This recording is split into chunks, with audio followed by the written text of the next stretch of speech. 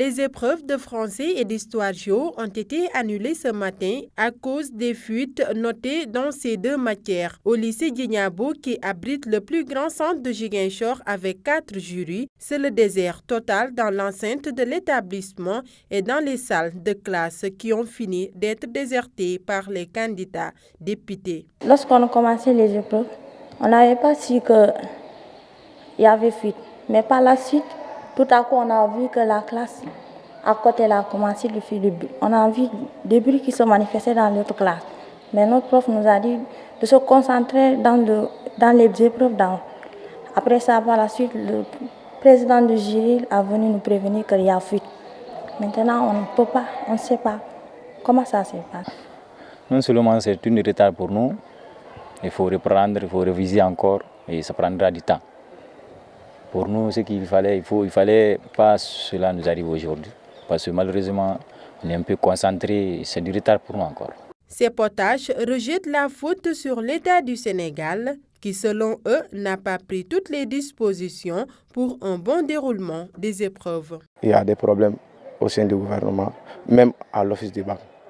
Moi, je ne peux pas comprendre que on se dit quelque chose, ça sort entre nous deux, ça sort. Qui peut le sortir? C'est nous deux. Donc l'État doit réfléchir sur ces phénomènes.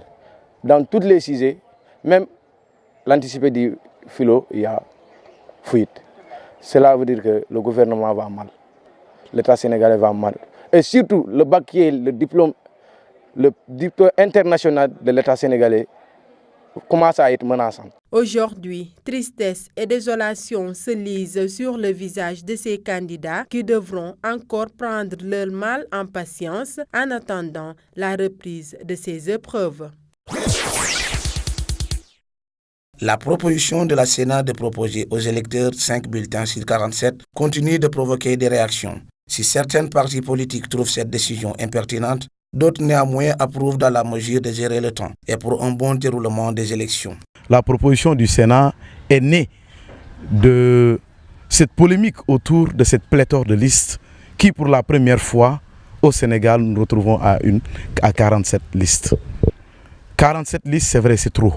Mais nous, les politiques, nous disons que c'est une maturité démocratique, que le Sénégal a atteint son apogée démocratique. Donc c'est une chose qu'il faut saluer.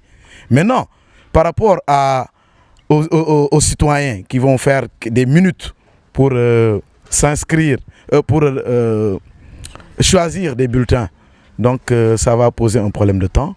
La Sénat, une structure qui est là, mais peuvent donner des propositions pareilles, mais en concertation aussi avec la classe politique. Raphaël Bassène, responsable du PASTEF à Ziguinchor, se dit confiant à la décision de la Sénat pour une meilleure organisation du vote. Des solutions ont été proposées à plusieurs reprises pendant qu'on révisait le code électoral et que le gouvernement avait refusé cette proposition d'un seul bulletin. Et aujourd'hui, il est coincé avec 47 bulletins, ne sachant pas quoi faire. Il a demandé à ce qu'au moins qu'on trouve une autre solution palliative. Dieu merci, à faute de givre, on se contente de merle. Donc les 5, si c'est la seule solution, moi j'ai pas de problème là-dessus. Je crois bien que ça peut passer. L'essentiel, qu'on puisse quand même permettre aux citoyens de pouvoir quand même voter dans des meilleures conditions. Hors des partis politiques, Ousmane Diatta, élève au lycée Djignabo, approuve la modification de la loi, mais demande à la Sénat de faire une sensibilisation auprès des populations pour obtenir leur adhésion. La majorité ici, il y a des gens qui ne comprennent même pas, parce que moi j'aimerais comprendre le fond, ce que le Sénat a proposé. Parce que les gens disent qu'il y a une confusion, les gens ne comprennent pas. Franchement, parce que c'est pas bon de mettre des fois des choses et que la population ne comprenne pas. La modification de la loi plonge les différents partis dans une ambiance de tiraillement et de méfiance dans la perspective des élections législatives du 30 juillet. Cette nouvelle réforme est basée sur 3 points principaux.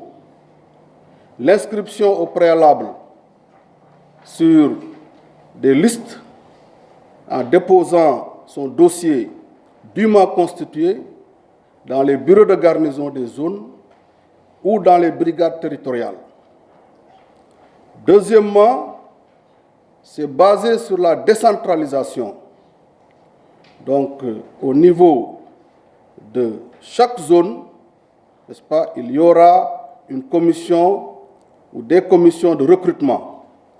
Ce qui fait qu'au total, les capitales régionales auront chacune une commission de recrutement, plus 3 commissions pour la région de Dakar, ce qui fait 16 commissions au total, au lieu de 3 comme auparavant. Et le troisième facteur de réforme, c'est la simultanéité. Donc le recrutement se fera à la même période, n'est-ce pas, dans toutes les régions du Sénégal.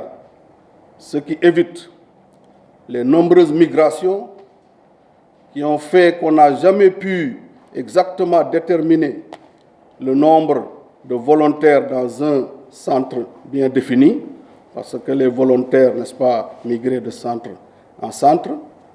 Ce qui est le plus important à retenir aujourd'hui, c'est que du 10 juillet au 31 août, tous les volontaires qui veulent être recrutés dans le compte du contingent 2018, n'est-ce pas, devront déposer leur dossier dûment établi dans les différents bureaux de garnison des zones et dans les brigades de gendarmerie territoriale.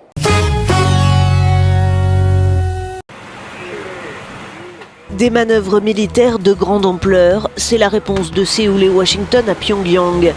Au lendemain d'un tir de missile intercontinental nord-coréen, potentiellement capable d'atteindre l'Alaska, les armées sud-coréennes et américaines ont simulé ce matin une attaque contre le régime de Kim Jong-un. Un exercice à tir réel. Plus tôt, les États-Unis ont demandé une réunion d'urgence du Conseil de sécurité de l'ONU qui devrait se tenir aujourd'hui.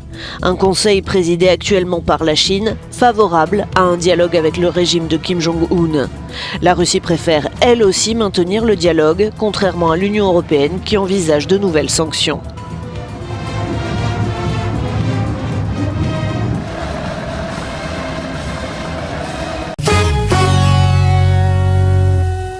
À 2 jours du début du sommet du G20, le face-à-face manifestants et policiers se poursuit à Hambourg. La police ne les autorise toujours pas à établir un camp de base.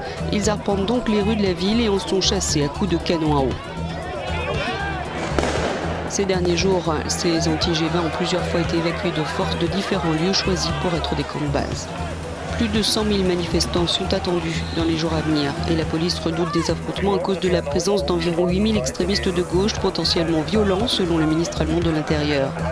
Environ 20 000 policiers vont être déployés pour assurer la sécurité des délégations des 19 pays les plus industrialisés de la planète et de l'Union européenne vendredi et samedi.